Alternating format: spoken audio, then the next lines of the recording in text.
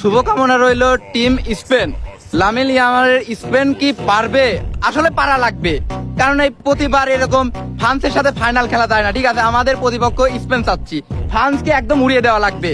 Kylian Mbappe, Usman Dembélé এসব কিছুই না স্পেনের কাছে। ঠিক আছে, দেখা হবে না কিন্তু, আর ফ্রান্সকে উড়িয়ে দেওয়াই লাগবে, বুঝছাও। আমাদের সাথে যতই কোক কাম হবে না, নাকি কও?